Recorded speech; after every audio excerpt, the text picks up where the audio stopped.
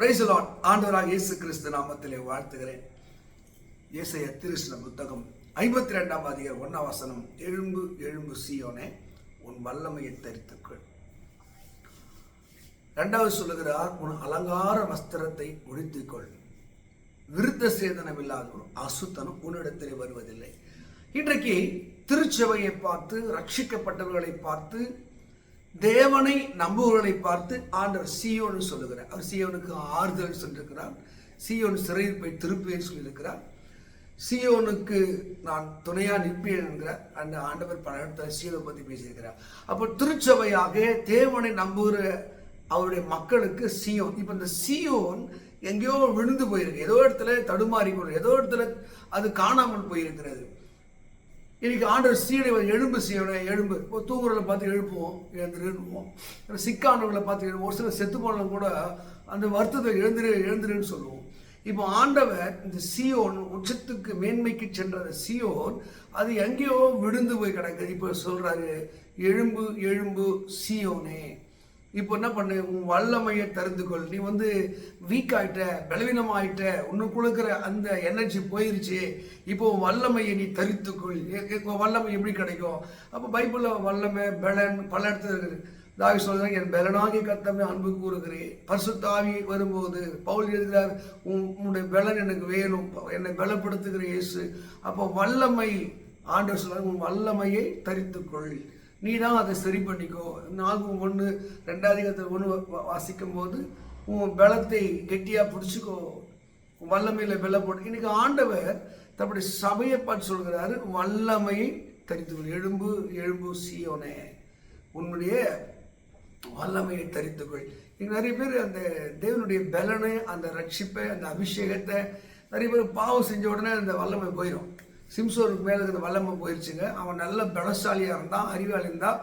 தேவ சித்தத்துக்கு அவன் செவி கொடுக்காம அந்த தெளித்தாளுடைய போதனை கேட்டு அவன் ஆண்டவருடைய ரகசியத்தை என்ன பண்ணாம அவன் உடைச்சிடறான், மீறுறான். அவன் தலையில் சவரங்கத்தை படக்கூடாதுன்னு தான் தேவனுடைய கட்டளை. ஆனால் அந்த பெண்ணுடைய தொந்தரவுனால சவரங்கத்தை பட்ட உடனே அவனுடைய பலன், அவனுடைய வல்லமை போயிடுது. அதுக்கப்புறம் அவனை எழும்பவே முடியல. இப்போ அதுபோல் சிம்சோனை போல எத்தனை பேர் விழுந்து போயிருக்கலாம். ஆனால் சிம்சோனுக்கு மறுபடியும் அந்த பிரதிஷ்டை, அந்த முடி வளர தொடங்கின உடனே அவன் பலசாலியாக மாறினான். நீங்கள் கூட ஆண்டவரே, அந்த பலனும் வல்லமும் எனக்குள்ளே வளரட்டும், எனக்குள்ளே அது பெருகட்டும் சொல்லி பாருங்க. ஆண்டவர் உங்களை என்ன செய்யறாராம், அலங்கார வஸ்திரத்தை.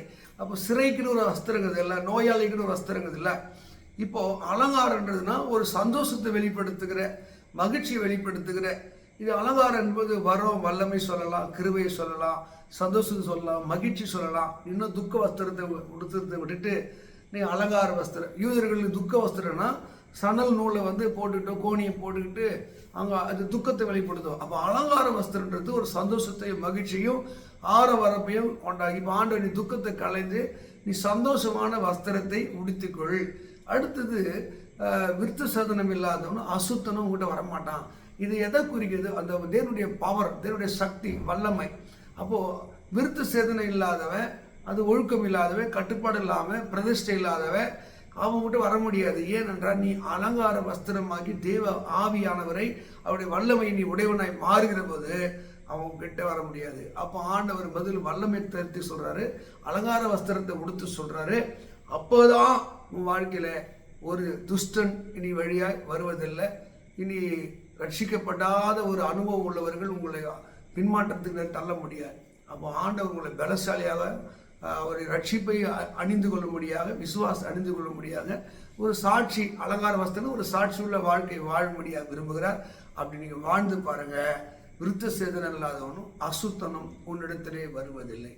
இன்னும் கீழே படிக்கும் போது இன்னும் நிறைய வாக்குத்தத்தம், தூசை உதறி விட்டு எழுந்துரு என்றார்.